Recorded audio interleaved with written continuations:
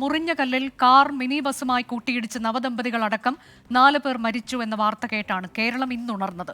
ശബരിമല ദർശനം കഴിഞ്ഞ് മടങ്ങുകയായിരുന്ന ഹൈദരാബാദ് സ്വദേശികൾ സഞ്ചരിച്ച ബസ്സിലേക്കാണ് കോന്നി മല്ലശ്ശേരി സ്വദേശികളുടെ കാർ ഇടിച്ചു കയറിയത്. മത്തായി ഈപ്പൻ, മകൻ നിഖിൽ മത്തായി, ഭാര്യ അനു ബിജു, അനുവിന്റെ പിതാവ് ബിജു ജോർജ് എന്നിവരാണ് മരിച്ചത്. മധുവിധുവിനായി മലേഷ്യയ്ക്ക് പോയ ദമ്പതികൾ തിരുവനന്തപുരം അന്താരാഷ്ട്ര വിമാനത്താവളത്തിൽ നിന്ന് വീട്ടിലേക്ക് പോകുമ്പോഴാണ് അപകടമുണ്ടായത്. മൃതദേഹം പത്തനംതിട്ട ജനറൽ ആശുപത്രിയിൽ പോസ്റ്റ്മോർട്ടത്തിന് ശേഷം ഇടത്തിട്ടയിലെ സ്വകാര്യ ആശുപത്രി മോർച്ചറിയിലേക്ക് മാറ്റി. ശ്രീജിത്ത് ശ്രീകുമാരൻ ഞങ്ങളുടെ പ്രതിനിധി പുതിയ വിശദാംശങ്ങളുമായുണ്ട്. ശ്രീജിത്ത്, ഇത് സ്ഥിരമായി അപകടം നടക്കുന്ന ഒരു മേഖലയാണ്. നമ്മൾ കരിമ്പയിൽ കണ്ടതുപോലെ തന്നെ മറ്റൊരു രീതിയിൽ അപകട മേഖലയാണ് എന്ന് നാട്ടുകാർ പറയുന്നു. 1 വർഷമാകുന്നതേ ഉള്ളൂ തുറന്നു കൊടുത്തിട്ട്, അതിനിടെ തന്നെ 10 മരണങ്ങൾ സംഭവിച്ചു കഴിഞ്ഞിരിക്കുന്നു. അവിടെയാണ് ഇങ്ങനെ ഒരു അപകടമുണ്ടായത്. മറ്റൊന്ന്, ഡ്രൈവർ, കാർ ഓടിച്ചിരുന്നയാളുടെ ഭാഗത്തുണ്ടായ അശ്രദ്ധ, അമിത വേഗം, ഉറക്കം, ഇത്രയും കാര്യങ്ങളൊക്കെയാണോ ഇപ്പോൾ FIR ഒക്കെ പുറത്തു വന്നിട്ടുണ്ട്? അതിലെ കാര്യങ്ങൾ, വിശദാംശങ്ങൾ എങ്ങനെയാണ്?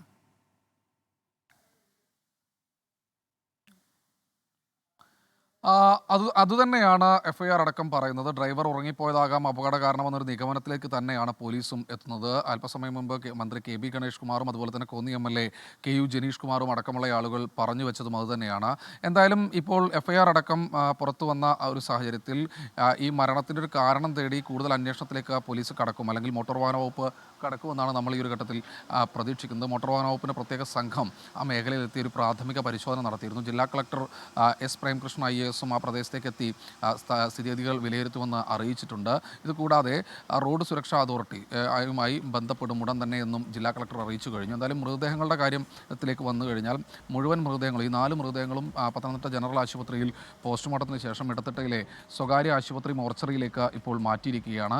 ഈ ബന്ധുക്കൾ എല്ലാവരും തന്നെ എത്താനുണ്ട്. അതായത് ഈ പറയുന്ന നിഖിലിൻ്റെ സഹോദരി ഗൾഫിലാണ് ഉള്ളത്. അവരുടെ സഹോദരി ഭർത്താവും വരാനുണ്ട്. അതുപോലെ തന്നെ അനുവിൻ്റെയും ബിജുവിൻ്റെയും ഒക്കെ ബന്ധുക്കളും പല സ്ഥലങ്ങളിൽ നിന്ന് കാനഡയിൽ നിന്നും മറ്റുമൊക്കെ വരാനുണ്ട്. അപ്പോൾ സംസ്കാര തീയതി പിന്നീട് എന്ന ഒരു വിവരം മാത്രമാണ് ഏറ്റവും ഒടുവിൽ നൽകാനുള്ളത്. പള്ളി വികാരിയാകട്ടെ, ഈ ഒരേ ഇടവകക്കാരാണ് ഈ 2 കുടുംബവും. ഈ പള്ളി വികാരിയാകട്ടെ സ്വാഭാവികമായി ആ മേഖലയിൽ നിന്ന് അദ്ദേഹവും പുറത്താണുള്ളത്. സ്വാഭാവികമായി അദ്ദേഹവും ഇന്ന് രാത്രിയോടുകൂടി അല്ലെങ്കിൽ നാളെ രാവിലത്തോടുകൂടി മാത്രമേ എത്തുകയുള്ളൂ. അപ്പോൾ അതിനുശേഷം ബന്ധുക്കളുമായൊക്കെ ആലോചിച്ച് സംസ്കാര തീയതി തീരുമാനിക്കുമെന്നാണ് അറിയിച്ചത്. എന്തായാലും നാടിന് നടുക്കിയ ദുരന്തം കഴിഞ്ഞ് മണിക്കൂറുകൾ പിന്നിടുന്നു.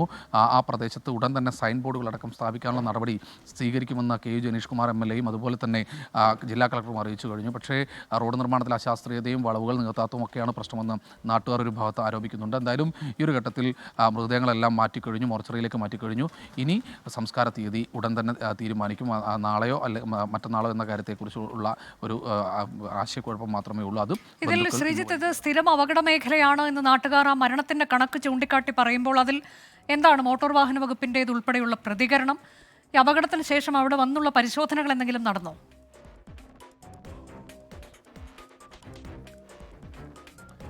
അനുജ, അതൊരു സ്ഥിരം അപകട മേഖലയാണെന്നത് നാട്ടുകാർ സ്ഥിരമായി പറഞ്ഞുകൊണ്ടേയിരിക്കുന്ന ഒരു കാര്യമാണ്. അത് നമുക്കാരും തന്നെ പറഞ്ഞു തരേണ്ട. കഴിഞ്ഞ 2 ആഴ്ചയ്ക്ക് മുൻപ് തന്നെ പൊതുജനം കഴുതയല്ല സാർ എന്ന പരിപാടിയിൽ നമ്മളടക്കം പോയി ഒരു സ്റ്റോറി ആ മേഖലയിൽ നിന്ന് ചെയ്തിട്ടുള്ളതാണ്. അത് കൂടൽ കലഞ്ഞൂർ അടക്കമുള്ള പ്രദേശത്ത് സമാനമായ രീതിയിലുള്ള പ്രശ്നങ്ങളുണ്ട്. നമ്മളടക്കം റിപ്പോർട്ട് ചെയ്തതാണ്. കൂടൽ സ്കൂളിന് മുൻവശത്തെ ഒരു KSRTC ബസ്സിലേക്ക് ഒരു ആംബുലൻസ് ഇടിച്ചു കയറി. അത് മഴയത്ത് റോഡിൽ നിന്ന് തെന്നി മാറിയതാണ്. അവിടെ പോയപ്പോഴും നാട്ടുകാർ പറയുന്നത് തന്നെയായിരുന്നു, റോഡിൽ പ്രശ്നമുണ്ട്, വളവുകൾ നികത്തിയിട്ടില്ല എന്ന ആക്ഷേപമൊക്കെ അവർ ഉയർത്തിക്കൊണ്ടേയിരിക്കുന്നുണ്ട്. പക്ഷേ സൈൻ ബോർഡുകൾ സ്ഥാപിക്കുന്ന നടപടിക്രമങ്ങളടക്കം പുരോഗമിച്ചു വരികയാണ്. റോഡിൻ്റെ നിർമ്മാണ പ്രവൃത്തി പൂർണ്ണമായി കഴിഞ്ഞിട്ടില്ല. അത് ഈ പറയുന്നത് പോലെ KSTP നടത്തി വരുന്നുണ്ട് എന്നാണ് ഒരു വിഭാഗം അധികാരികൾ പറയുന്നത്. പക്ഷേ അതിനെന്തുകൊണ്ട് വേഗം പോരാ? ലൈറ്റുകളുടെ കുറവുണ്ട് ആ റോഡിൽ. അപ്പോൾ അതൊക്കെ എത്രയും പെട്ടെന്ന് പരിഹരിക്കണം. ഇതിപ്പോൾ പ്രശ്നമെന്ന് വെച്ചാൽ റോഡ് വൃത്തിയായി നല്ല അത്യാധുനികമായ രീതിയിൽ റോഡ് പണിതു. അപ്പോൾ തന്നെ വാഹനങ്ങളുടെ വേഗം കൂടി. സ്വാഭാവികമായി തിരുവനന്തപുരത്തേക്കും അതുപോലെ തന്നെ എറണാകുളത്തേക്കും ഒക്കെ ആളുകൾ കാര്യമായ രീതിയിൽ റോഡ് ആശ്രയിക്കാൻ തുടങ്ങി. അതോടുകൂടി വാഹനങ്ങളുടെ തിരക്ക് കൂടി, അപകടങ്ങളും വർദ്ധിച്ചു. കൂടാതെ ശബരിമല തീർത്ഥാടന കാലമാണ്. ഇതര സംസ്ഥാന അതുകൊണ്ട് തന്നെ ശ്രീജിത്ത്, ഇപ്പോൾ ഈ ശബരിമല തീർത്ഥാടന കാലമാണ്, നല്ല റോഡാണ്. അപ്പോൾ അവിടെ എന്തെങ്കിലും ഒരു മുന്നറിയിപ്പ് ബോർഡെങ്കിലും സ്ഥാപിക്കുക എന്നുള്ള വളരെ അടിയന്തരമായി ചെയ്യേണ്ടെന്നൊരു കാര്യമുണ്ടല്ലോ. അതിലേക്കെങ്കിലും ഈ മോട്ടോർ വാഹന വകുപ്പ് കടക്കുമോ?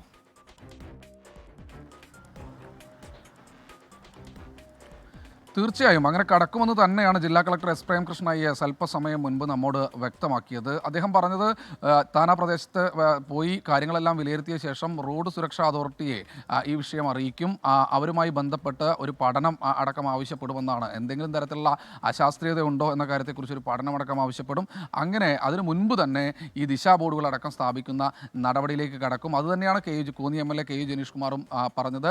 എത്രയും പെട്ടെന്ന് ഇപ്പോൾ ഈ സൈൻ ബോർഡുകൾ സ്ഥാപിക്കുന്ന പരിപാടി ആ പ്രദേശത്ത് തുടർന്നുകൊണ്ടേയിരിക്കുകയാണ്. അത് ആ റോഡിൽ പൂർണ്ണമായി ഈ മുറിഞ്ഞകല്ലടക്കമുള്ള കൂടലടക്കമുള്ള റോഡിൽ പൂർണ്ണമായി അത്തരത്തിലുള്ള സൈൻ ബോർഡുകൾ സ്ഥാപിക്കും. സൈൻ ബോർഡുകൾ സ്ഥാപിച്ചാൽ മാത്രം പോരാ അനുജ, അവിടെ വഴിവിളക്കുകളുടെ പ്രശ്നം നിലവിലുണ്ട്.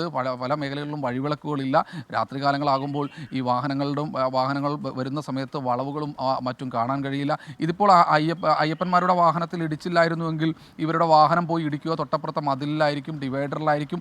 അപ്പോഴും അപകടം അല്ലെങ്കിൽ മരണമെന്ന ഒരു തരത്തിലേക്ക് മാത്രമേ കാര്യങ്ങൾ നീങ്ങുകയുള്ളൂ. അപ്പോൾ ഇതിന് വേണ്ടത് പുറത്തെ ഒരു മരുന്നല്ല, പുറത്തേക്കൊരു എണ്ണ തേച്ച് പിടിപ്പിച്ച് ഒരു മുറിവുണക്കാനുള്ളൊരു ശ്രമമല്ല വേണ്ടത്, ആഴത്തിലുള്ള സർജറി തന്നെയാണ് എന്നാണ് ഒരു വിഭാഗം ആളുകൾ പറയുന്നത്. അടിയന്തരമായ നടപടി വേണം. ഇനി ഒരു കാരണവശാലും പുനലൂർ മൂവാറ്റുപുഴ സംസ്ഥാന പാതയിൽ ചോര വീണുകൂടാ. അടിയന്തര ഇടപെടൽ അത്യാവശ്യമാണ് എന്ന് ആളുകൾ പറയുന്നുണ്ട്. ഇടപെടുമെന്ന് തന്നെയാണ് പ്രതീക്ഷ. ഈ 4 പേരുടെ മരണം കണ്ടിട്ടെങ്കിലും അധികാരികൾ കണ്ണു തുറക്കുമെന്നൊരു പ്രതീക്ഷ തന്നെയാണ് നാട്ടുകാർ പങ്കുവയ്ക്കുന്നത്. ഇപ്പോൾ ഇതിൽ ഈ ഹൈദരാബാദിൽ നിന്നുള്ള തീർത്ഥാടകർ സഞ്ചരിച്ചിരുന്ന ബസ്സിന്മേലാണല്ലോ ഇടിച്ചത്. ആ ബസ്സിലുണ്ടായിരുന്ന ആർക്കെങ്കിലും പരുക്കുണ്ടോ? അവർ ഹൈദരാബാദിലേക്ക് യാത്ര തിരിച്ചോ, മറ്റ് വാഹനത്തിൽ യാത്ര തിരിക്കുക, അങ്ങനെയുള്ള എന്താണ് അവരുടെ യാത്രയുടെ വിവരങ്ങൾ?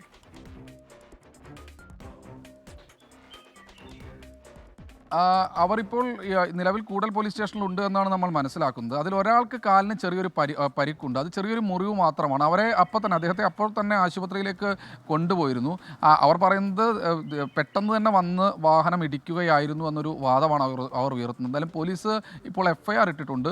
സ്വാഭാവികമായി ഇനി മറ്റ് തുടരന്വേഷണങ്ങളൊക്കെ നമുക്കടക്കം ആ CCTV ദൃശ്യങ്ങൾ കുറേയൊക്കെ വ്യക്തത വരുന്നുണ്ട്. ഈ മേഖലയിലേക്ക് കയറി ഇടിച്ചതാണ് എന്ന ഒരു വാദമാണ് ഇവർ ഉയർത്തുന്നത്. അതിന് തക്കതായ CCTV ദൃശ്യങ്ങൾ ഒന്നും തന്നെ ലഭിച്ചിട്ടില്ലെങ്കിലും അവർ കൃത്യമായ ദിശയിലൂടെ പോകുന്ന തരത്തിലുള്ള CCTV ദൃശ്യങ്ങളൊക്കെ ലഭിച്ചിട്ടുണ്ട് എന്നാണ് പറയുന്നത്.